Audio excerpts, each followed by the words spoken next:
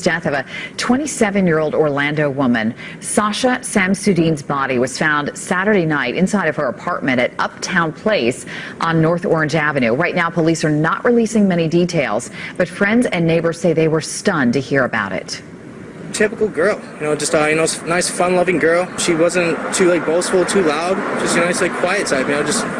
She seemed to get along with everybody. I guess kind of nervous because we don't really know how she was killed or if we should be concerned that there's someone dangerous living. Sasha Samsudean was 27 years old at the time of her death. She was a University of Florida graduate and in 2015 worked as a social media manager for a real estate and apartment company. Sasha was deeply loved by her family and friends. People described her as bubbly, happy, and full of life. Amazing at her job and known for her bright energy. She worked hard during the week, and in her downtime, she enjoyed going out with her friends on the weekends. Sasha with 407 Apartments TV. I'm here at the Edge Orlando Apartments near UCF, so let's go check out what they have to offer. On the night of October 17th, 2015, Sasha went out with a group of friends to the Attic nightclub. Her friend Anthony recalled that Sasha was ready to leave around 12:30 a.m. It was normal for them to split up and meet again later, but that night Anthony didn't see her again. The next morning, when Sasha didn't show up for breakfast as planned, he assumed she was sleeping off a hangover. As the hours passed and she didn't reply to any messages, he became worried. He called a few friends and they decided to check on her. When they arrived at her apartment, no one answered the door. Concerned Anthony called 911 to request a welfare check. That evening, around 8 p.m., police arrived at Sasha's luxury apartment, accompanied by the building's main security guard, Stephen Duxbury. Inside the apartment looked neat, undisturbed. There was no signs of a forced entry. But when the officers entered Sasha's bedroom, they noticed hair and a hand sticking out of under the duvet. When they lifted the bedding, they saw bruising and strangulation marks on her neck. Her bra and shirt had been torn, and her necklace was tangled in her hair, signs of a violent struggle. The medical examiner later confirmed that the cause of death was strangulation. A male DNA was found on her body. Investigators also noticed that smell of cleaning products. A cabinet containing cleaning supplies was open, and Sasha's phone, purse, and a key fob were missing. In the bathroom, 2 fingerprints were found under the toilet seat, an unusual detail that immediately stood out. When questioned, the security guard, Stephen Duxbury, said that around 3 a.m. he saw Sasha struggling to enter her apartment.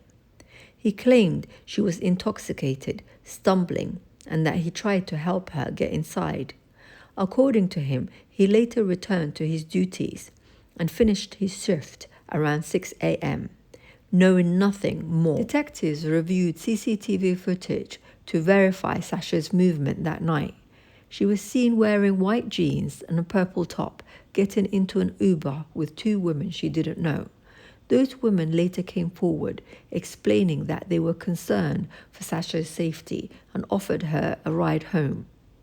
When they arrived at Uptown Place Apartments, Sasha realized she had left her keys, phone, ID at the club. That night, security guards refused to let her in. Another tenant eventually opened the door for her, and that 2 women left, relieved that she was safely inside.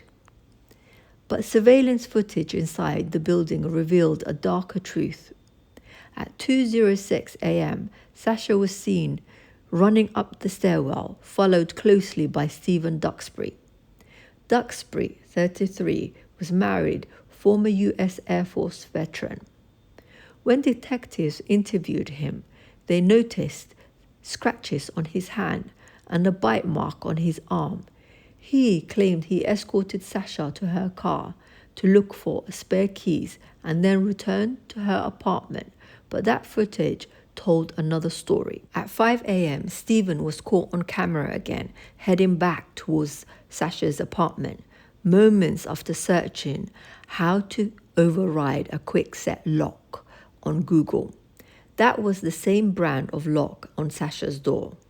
At 6:36 a.m., 36 minutes after his shift has ended, he was seen leaving the building carrying 2 white plastic bags. They match the same brand found in Sasha's kitchen. Duxbury's report showed that he rarely, if ever, took trash out during the shifts. He agreed to take a polygraph test, but when asked if he had entered Sasha's apartment, the needle spiked. When asked if she had been choked, it spiked again. A search of his home revealed trainers matching a bloody shoe print from Sasha's bathroom. His fingerprints and DNA were also found on the toilet seat, nightstand, and on Sasha's body. Stephen Duxbury was arrested and charged with first-degree murder and attempted sexual battery and a burglary with assault or battery. In November 2017, he was found guilty and sentenced to 2 life sentences plus 15 years. He declined to speak in court. The State Attorney's Office presented 101 pieces of evidence proving that Duxbury broke into Sasha's apartment, tried to sexually assault her, and then kill her, a woman he was hired to protect. Assistant State Attorney Will J. told the jury, "She was attacked in the sanctuary of her own home. Once she closes the door, she should be able to feel safe. Once she gets into her bed, she should be able to feel safe." Sasha's mother gave a heartbreaking statement after the verdict. "I will never have a Last Supper with my daughter again. I won't have birthdays. Her father will never walk her down the aisle." Today, Stephen Duxbury is serving his sentence at Gracefield Correctional Facility in Jackson County, Florida. Sasha Samsudean's family continues to seek justice through civil lawsuits against the apartment complex and the security company that employed him. If you come this far, please like and subscribe, and please leave a comment. Tell me your thoughts. Thank you.